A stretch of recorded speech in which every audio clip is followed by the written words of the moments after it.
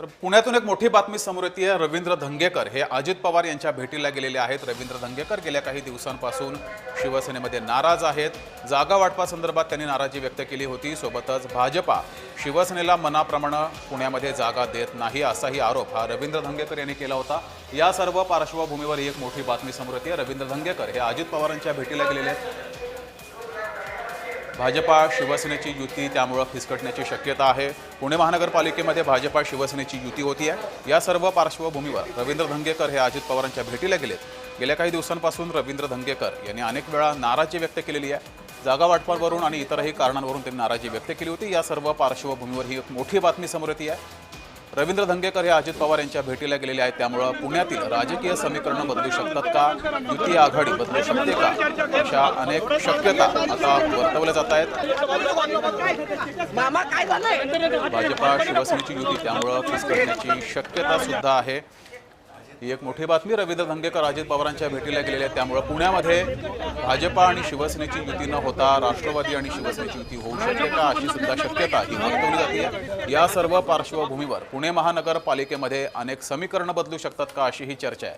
आधीच दोन्ही राष्ट्रवादी एकत्र येणार का, अशी सुद्धा चर्चा आहे। तशा बैठका सुरू आहेत। या सर्व पार्श्वभूमीवर भाजपा शिवसेनेची युती फिसकटण्याची शक्यता आहे। अधिक माहिती घेऊया। आपले प्रतिनिधी रोहन कदम आपल्यासोबत जोडलेत। रोहन, एक मोठी राजकीय डेव्हलपमेंट पुण्यामध्ये होती आहे। रवींद्र धंगेकर अजित पवारांच्या भेटीला गेलेले आहेत। काय याची कारणं असतील? जगदीश, आत्ताच्या घडीची अतिशय मोठी घडामोड ही आहे, कारण का भाजप आणि सेनेची या युतीबाबत सातत्याने जे आहे ते मागील काही दिवसांपासून प्रश्नचिन्ह निर्माण होत होते। कारण का भाजपने अतिशय कमी जागा ज्या आहेत ते शिवसेनेला दिल्या होत्या, त्यामुळे निष्ठावंत शिवसैनिक कमालीचे आक्रमक झालेले होते। केवळ 2-3 नेते जे आहेत तेच संपूर्ण निर्णय घेतात आणि कार्यकर्त्यांना विश्वासात घेत नाहीत, असा आरोप होत होता। आणि स्वतः रवींद्र धंगेकरांच्या मुलाचं तिकीट देखील कापलेलं होतं। एकनाथ शिंदेच्या अतिशय जवळचे असणारे अजय भोसले असतील किंवा किरण साळे असतील, या सगळ्यांची नाराजी जी आहे ती पाहायला मिळत होती। आणि आज अखेर उद्या शेवटचा दिवस आहे उमेदवारी अर्ज भरण्याचा, आणि भाजप आणि सेनेचं काही जमत नाहीये।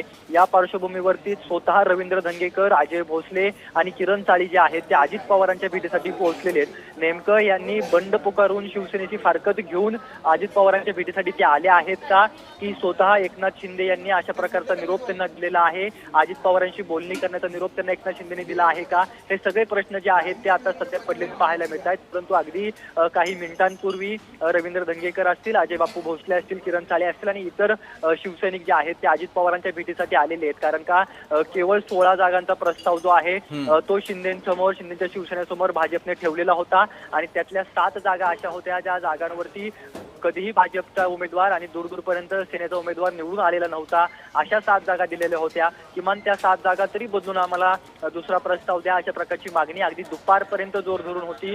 परंतु दुपारनंतर हे सगळं फिसकटलेलं पाहायला मिळतंय। पुण्यामध्ये भाजप आणि सेनेची युती होती की नाही याची चर्चा सुरू होती। सातत्याने माध्यम म्हणून आपण शिंदेच्या शिवसेनेच्या वरिष्ठ नेत्यांशी संपर्कामध्ये होतो की नेमकं तुमच्या युतीबाबतचे काय अपडेट आहेत, तर थोड्या वेळामध्ये आम्ही सांगू, थोड्या वेळामध्ये आम्ही कळवू, अशा प्रकारचं त्यांच्याकडून उत्तर येत होतं। आणि आता अखेर अजित पवारांच्या भेटीसाठी रवींद्र धंगेकर पोहोचलेले आहेत।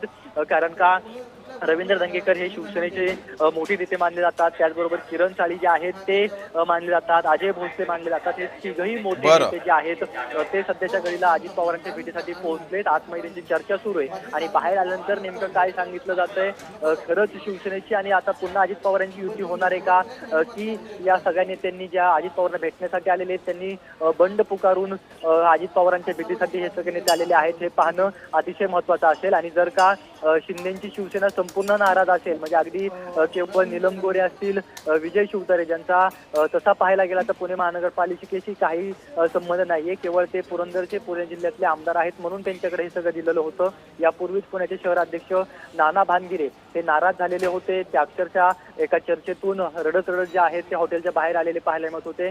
त्यामुळे नेमकं शिवसेनेमध्ये काय घडतंय हे प्रश्न जे आहेत ते उपस्थित झालेले असतानाच अशा पद्धतीने रवींद्र धंगेकर यांचं अजित पवारांना भेटायला येणं, अजित पवारांसमोर येणं, त्यातून वेगवेगळे अर्थ जे आहेत ते आता निघताना पाहायला मिळत आहेत। ठीक आहे रोहन, तुम्ही या घटनेवर लक्ष ठेवून राहा। तुर्तास धन्यवाद दिलेल्या या माहितीबद्दल।